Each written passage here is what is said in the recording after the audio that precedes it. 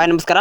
10ನೇ ತರಗತಿ ವಿದ್ಯಾರ್ಥಿಗಳಿಗೆ ಎಪೆ 2 ಎಕ್ಸಾಮ್ ಸಂಬಂಧಪಟ್ಟಂಥ ವಿಷಯ ವಿಜ್ಞಾನ ಸಂಬಂಧಪಟ್ಟಂಥ ಈಗಾಗಲೇ ಸೆಟ್ 1ರ ವಿಡಿಯೋನ ಮಾಡಿ ಚಾನಲ್ ಮೂಲಕ ಅಪ್ಲೋಡ್ ಮಾಡಿದ್ದೀವಿ. ಇದು ಸೆಟ್ 2ರ ಪ್ರಶ್ನೆ ಪತ್ರಿಕೆ. ಇದರಲ್ಲಿ ಬಹುಮುಖ್ಯ ಪ್ರಶ್ನೆಗಳು ನಿಮಗೆ ರಿಪೀಟ್ ಆಗೋ ಚಾನ್ಸ್ ಇರುತ್ತೆ. ಸೊ ಪ್ರಶ್ನೆ ಪತ್ರಿಕೆನ ಕಂಪ್ಲೀಟಾಗಿ ಓದ್ಕೋಬೇಕಾಗಿರುತ್ತೆ. ಸೊ ಇವಾಗ ಕೀ ಉತ್ತರ ಕೂಡ ನಾನು ಲಾಸ್ಟ್ನಲ್ಲಿ ಎಂಡಿಂಗಲ್ಲಿ ಕೊಡ್ತೀನಿ. ಸೊ ಅವ್ರು ಕೂಡ ನೋಡ್ಕೋಬೇಕು ವಿದ್ಯಾರ್ಥಿಗಳು, ಓಕೆನಾ. ಸೊ ಪ್ರಶ್ನೆ ಪತ್ರಿಕೆಯಲ್ಲಿ ಯಾವ ರೀತಿ ಭಾಗ ಮಾಡಿದ್ರೆ ಅಂದರೆ ರಾಜ್ಯಶಾಸ್ತ್ರ ಅಂತ ಬರ್ತೀವಿ ನಾವು, ಹಾಗೆ ಜೀವಶಾಸ್ತ್ರ. ಓಕೆ, ಈ ರೀತಿ ಪಾರ್ಟ್ ಮಾಡಿ ಪ್ರತಿ ಪ್ರಶ್ನೆಗೆ ಚಾಪ್ಟರ್ ವೈಸ್ ಒಂದು ಕ್ವಶನನ್ನು ತೆಗಿತಾರೆ. ಸೊ ಜೀವಶಾಸ್ತ್ರದಲ್ಲಿ 6 ಅಂಕವನ್ನು ನೀವು ಪಡ್ಕೋಬೇಕು ಅಂತ ನಾನು ಈ ವರ್ಷದಲ್ಲಿ ಕೊಟ್ಟಿದ್ದಾರೆ. ಸೊ ಅದನ್ನು ನೋಡ್ಕೋಬೇಕು.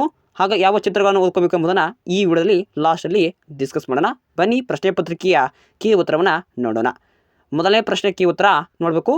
ಸೊ ಅಲ್ಲಿ ವಿದ್ಯುತ್ ಸಾಮರ್ಥ್ಯ SI ಏಕಮಾನ ವ್ಯಾಟ್ ಅನ್ನೋದು ಆಗಿರುತ್ತೆ. ಸೊ ಪೂರ್ತಿ ಪ್ರಶ್ನೆ ಪತ್ರಿಕೆಯ ಕೀ ಉತ್ತರವನ್ನು ಇಲ್ಲಿ ಕೊಡಲಾಗಿದೆ, ಓಕೆನಾ.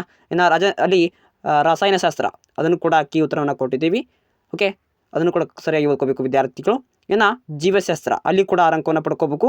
ಅಲ್ಲಿ ಪ್ರತಿ ಪ್ರಶ್ನೆಗೆ ಕೂಡ ಕೀ ಉತ್ತರವಿದೆ. ಸೊ ಮಾನವನ ಮೆದುಳಿನ ಚಿತ್ರ ತೆಗೆದು ಅಲ್ಲಿ ಮಹಾಮಸ್ತಿಷ್ಕ ಮತ್ತು ಫಾನ್ಸ್ ಅನ್ನು ಗುರುತಿಸಬೇಕಾಗಿರುತ್ತೆ. ಅದನ್ನು ಕೂಡ ನೋಡ್ಕೋಬೇಕು. ಸೊ ಮಾನವನ ಮೆದುಳು ಹೆಚ್ಚಾಗಿ ಕೇಳುವಂಥದ್ದು, ಅದರಲ್ಲಿ ಯಾವ ರೀತಿ ಭಾಗವನ್ನು ಗುರುತಿಸಬೇಕು ಎಂಬುದನ್ನು ನಾನು ಹೇಳಿದ್ದೀನಿ. ಪ್ರಾನ್ಸ್ ಮತ್ತು ಮಹಾಮಸ್ತಿಷ್ಕವನ್ನು ಬಗ್ಗೆ ಅಥವಾ ಮೆದುಳನ್ನು ಕೇಳ್ಬೋದು. ವಿದ್ಯಾರ್ಥಿಗಳನ್ನ ನೋಡ್ಕೋಬೇಕು. ಬಿಟ್ಟರೆ ಒಂದು ಸಲ್ಫ್ಯೂರಿಕ್ ಆಮ್ಲವನ್ನು ತೆಗೆದು ಭಾಗಗಳನ್ನು ಗುರುತಿಸುವಂಥ ಪ್ರಶ್ನೆನ ಕೇಳ್ತಾರೆ, ಅಥವಾ ನೀರಿನ ವಿದ್ಯುತ್ ವಿಭಜನೆ ಚಿತ್ರ ತೋರಿಸುವಂಥ ಚಿತ್ರವನ್ನು ಕೇಳ್ಬೋದು. ಇಷ್ಟು ನೋಡ್ಕೊಳ್ಳಿ ವಿದ್ಯಾರ್ಥಿಗಳು. ಈಗಾಗಲೇ ಸೆಟ್ 1 ವಿಡಿಯೋನ ಮಾಡಿದ್ದೀನಿ.